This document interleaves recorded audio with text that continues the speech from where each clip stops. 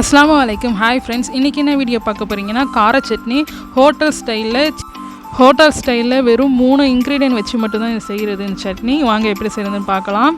வெறும் 5 நிமிஷம் போதும். தேவையான பொருட்கள்: சின்ன வெங்காயம், தக்காளி, காஞ்ச மிளகாய்.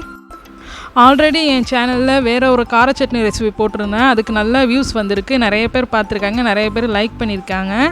வீடியோ பார்த்தவங்களுக்கு ரொம்பவும் தேங்க்ஸ். டைம் கிடைக்கும் போது அந்த வீடியோவும் பாருங்கள். இது எல்லாத்தையும் மிக்ஸி ஜாருக்குள்ளே போட்டுக்கலாம். தக்காளி மட்டும் கட் பண்ணி போட்டிருக்கேன். தக்காளி அதிகமாக சேர்த்துறாதீங்க, ஏன்னா ரொம்ப புளிப்பாக இருக்கும். அதனால் தக்காளி அதிகம் சேர்க்காதீங்க. உங்களுக்கு தேவையான அளவுக்கு சேர்த்துக்கோங்க.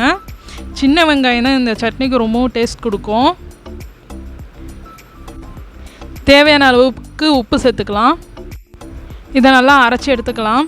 கொஞ்சமாக அரைச்சதுக்கப்புறம் மெயினாக நாட்டு சர்க்கரை 1 டீஸ்பூன் அளவுக்கு சேர்த்துருக்கேன். ரொம்பவும் அதிகமும் இல்லாமல் கம்மியாகவும் இல்லாமல் நாட்டு சர்க்கரை சேர்த்துக்கோங்க. அதுதான் சட்னிக்கு ரொம்பவும் டேஸ்ட் கொடுக்கும். இப்போ எல்லாத்தையும் அரைச்சி எடுத்தாச்சு. ரொம்பவும் சூப்பராக இருக்கும். இந்த சட்னி ட்ரை பண்ணி பாருங்கள். ரொம்ப சிம்பிளாக செஞ்சிடலாம். இப்போ தாளிச்சிடலாம். நல்லெண்ணெய் விட்டு தாளிக்கலாம். கடுகு, உளுத்தம்பருப்பு போடுறேன்.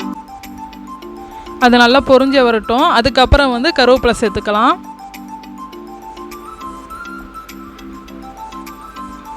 நான் அடுப்பை ஆஃப் பண்ணிட்டு தான் கருவேப்பிலை சேர்க்குறேன்.